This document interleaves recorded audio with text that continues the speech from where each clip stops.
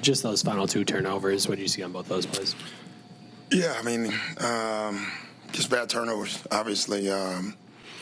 You know, I thought we put them in the right place, got the ball in bounds. Yeah, I mean, we just turned the ball over, so it's not a lot to be said. Having said that, 2 of them was the guy that saved us.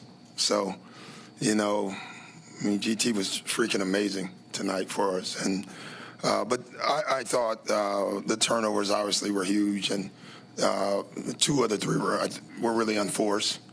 But I thought we had 2 huge defensive mistakes that we didn't make. We came out of the timeout with a foul to give. We're supposed to use it, didn't use it. Those are the things that just kill you. And that, I think that ended up in a Halliburton 3-point play on that one. So, you know, these games, they'll kill you. They really will.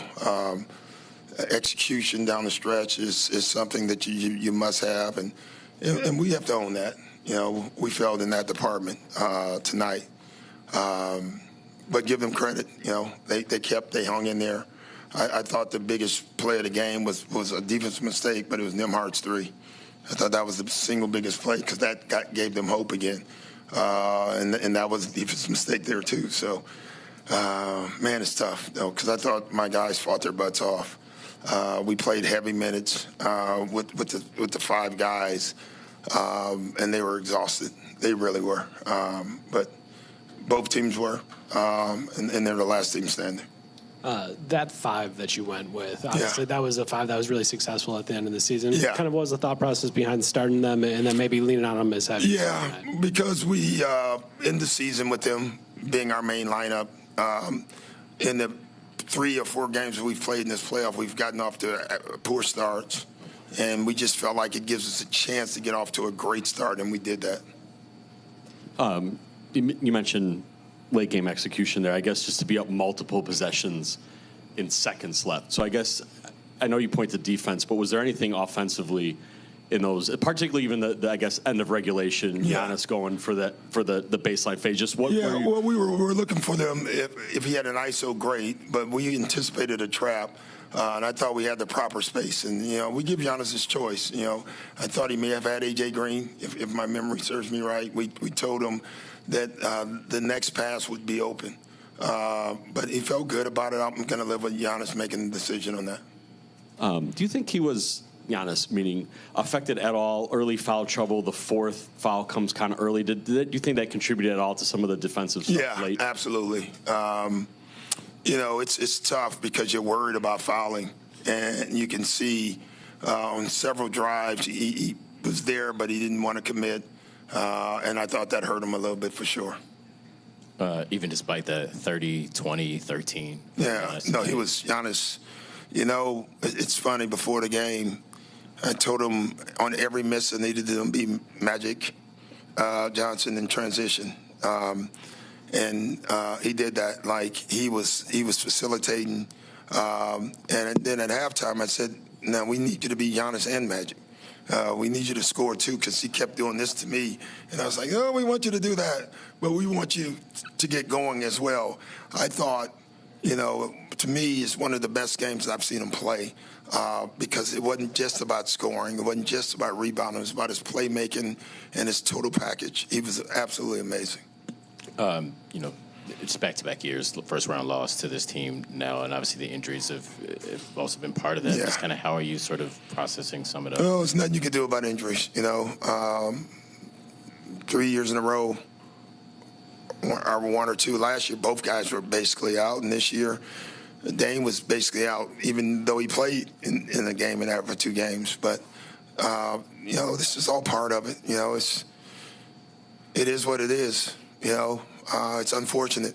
I would love this team full.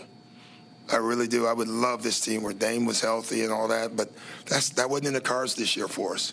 What was in the cards for us was we found a lot of players through the year because of the adversity, all the adversity that we had.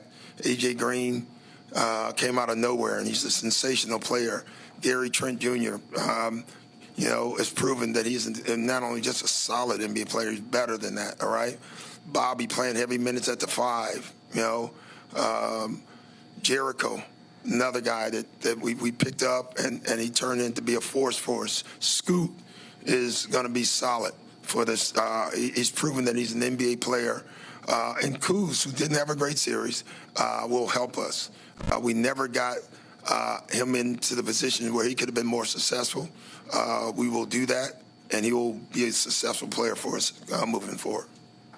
End of regulation, Scoot comes off that pick and roll with Giannis in the two-man game. Yeah. Is that a shot you like from him? I don't remember that shot, honestly. I'm not sure what you're talking about. So it's a jumper he missed short, Yeah. two-man game with Giannis on the right wing. Yeah, I don't remember it, but, listen, I'm not going to get here and second-guess guys' shots. Like, what do you want me to do?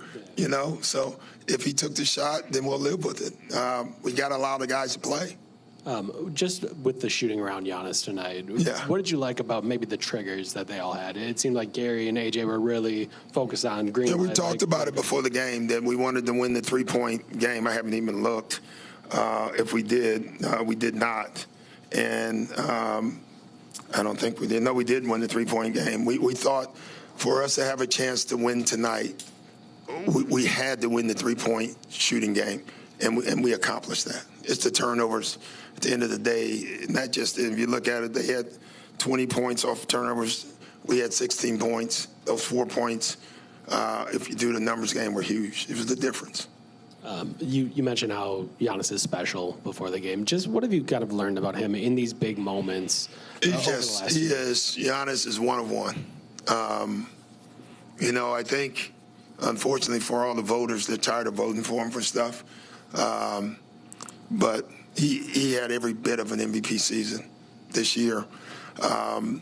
What I'm most proud of is he has turned into a leader. I'm not just talking about on the floor, but off the floor. Last year, he wasn't a very vocal guy. Everyone told me he was not a vocal guy. This year, he became a vocal guy. We leaned on him to do that. Early on, he was uncomfortable doing that. And then by end of the year, you saw him in timeouts tonight. I couldn't be more proud of a player because getting outside of your box is very difficult to do. And Giannis did that for me this year. So I couldn't be more happy with a player. I mean, I can't remember anyone that I'm happier with in 1 year to do the changes, to go to a point guard position and talk to him about being a passer first and then get into the game. The word cooperation comes to mind, and Giannis cooperated with us the entire year. And that's the only reason we're sitting here. From your last answer from this, like it sounds, obviously first round loss back-to-back, Dame is obviously the injury, but it sounds like you're kind of just encouraged about the group, about the roster you guys have and what you guys can build. I am. I'm discouraged that we lost in the first round. Obviously, no one looks at the full picture. They just say they're first round loss. They don't tell you the whole story. No one ever tells you the whole story that Giannis in 3 years in a row, is that right? 3, right? Didn't play. But no one says that, And then this year we didn't have Dame Lillard, who's, by all accounts, is one of the greatest players to play the game. But we won't hear that story this summer. We'll hear that we've lost in the first round, and we'll live with that. But we know that we like our team. Thank you, guys. Thank you, guys.